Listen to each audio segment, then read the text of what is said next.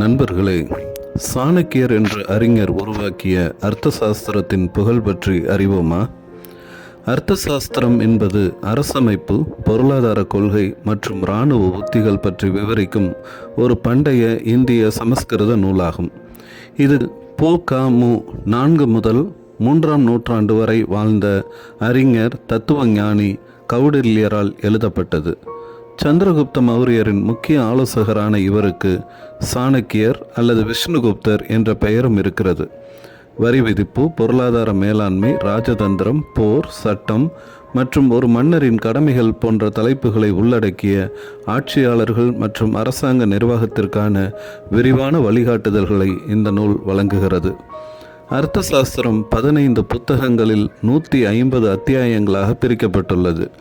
இந்த நூல் பயனுள்ள நிர்வாகத்திற்கும் தேசிய செல்வத்தை உருவாக்குவதற்கும் இடையிலான தொடர்பை வலியுறுத்துகிறது. அர்த்தம் என்பது செல்வம் மற்றும் பொருளாதார கொள்கையின் அவசியத்தை குறிக்கிறது. அரசு மற்றும் அரசியல் பற்றிய புத்தகங்கள் என்ற பிரிவில் ஒரு ஆட்சியாளரின் அரசாட்சி மற்றும் கடமைகள் பற்றியும், அமைச்சர்கள், நிர்வாகம், அதிகாரிகளின் தேர்வு மற்றும் கடமைகள் பற்றியும், சட்டம், நீதி அமைப்பு, சிவில் மற்றும் குற்றவியல் சட்டங்கள் பற்றியும், உளவுத்துறை, உளவாளிகள் மற்றும் இரகசிய முகவர்களின் பயன்பாடு பற்றியும் இங்கு குறிப்பிடப்படுகிறது. பொருளாதாரம் மற்றும் சமூகம் பற்றிய புத்தகங்கள் என்ற பிரிவில் வருவாய், வரி விதிப்பு, வரி வசூல் மற்றும் பொருளாதார கொள்கைகள் பற்றியும், விவசாயம், தொழில்கள் மற்றும் வணிகம் குறித்தும், உள்கட்டமைப்பு மேம்பாடு, சாலைகள், நீர்ப்பாசனம் மற்றும் நகர திட்டமிடல் பற்றியும் இங்கு குறிப்பிடப்படுகிறது. இராணுவ உத்தி பற்றிய புத்தகங்கள் என்ற பிரிவில் பாதுகாப்பு, கோட்டைகள், நகரங்கள் மற்றும் கோட்டைகளின் பாதுகாப்பு குறித்தும், போர் தந்திரோபாயங்கள், பல்வேறு போர் அமைப்புகளின் பயன்பாடு பற்றியும், ராஜதந்திரம், வெளியுறவு கொள்கை, கூட்டணிகள் மற்றும் போர் பற்றி, சத்குன்யா கோட்பாடு பற்றியும் இதில் குறிப்பிடப்படுகிறது. இரகசிய நடைமுறைகள் மற்றும் உளவுத்துறை பற்றிய புத்தகங்கள் பிரிவில் இரகசிய சேவைகள் மற்றும் உளவாளிகள், தகவல் அறிந்தவர்களின் பங்கு பற்றியும், பிரச்சாரம், உளவியல் போர் மற்றும் எதிரி அரசுகள் மீதான செல்வாக்கு பற்றியும் குறிப்பிடப்படுகிறது.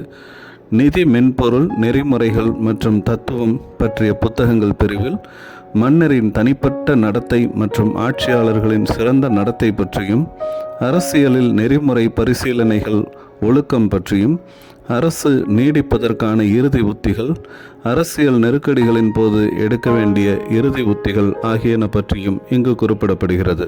அர்த்த சாஸ்திரத்தின் போதனைகள் என்பதில் சப்தங்கம் எனப்படும் அரசின் கோட்பாடு, மண்டல கோட்பாடு, சத்குன்யா எனப்படும் 6 வெளியுறவு கொள்கை உத்திகள், பொருளாதார மற்றும் நிர்வாக யோசனைகள், இராணுவ மற்றும் உளவு அமைப்பு ஆகியவற்றை குறிப்பிடலாம். அரசின் கோட்பாடு.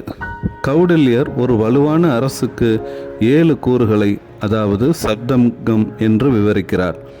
சுவாமி எனப்படும் ராஜாவிடம் மத்திய அதிகாரம், அமத்யா எனப்படும் அமைச்சர்கள் ஆலோசகராக இருக்கும் நிலை, ஜனபதம் எனப்படும் நல்ல மக்கள் தொகை கொண்ட நிலம், துர்கா எனப்படும் கோட்டைகள் பாதுகாப்பிற்காக வலுவாக அமைக்கப்படுதல், கோஷா எனப்படும் கருவூலம் பொருளாதார வலிமைக்காக, தண்ட எனப்படும் இராணுவ மற்றும் சட்ட அமலாக்கம், வெளிநாட்டு உறவுகள் மற்றும் ராஜதந்திரத்திற்காக, மித்ரா எனப்படும் கூட்டாளிகள் ஆகியன சப்தங்கத்தின் முக்கிய கூறுகளாகும்.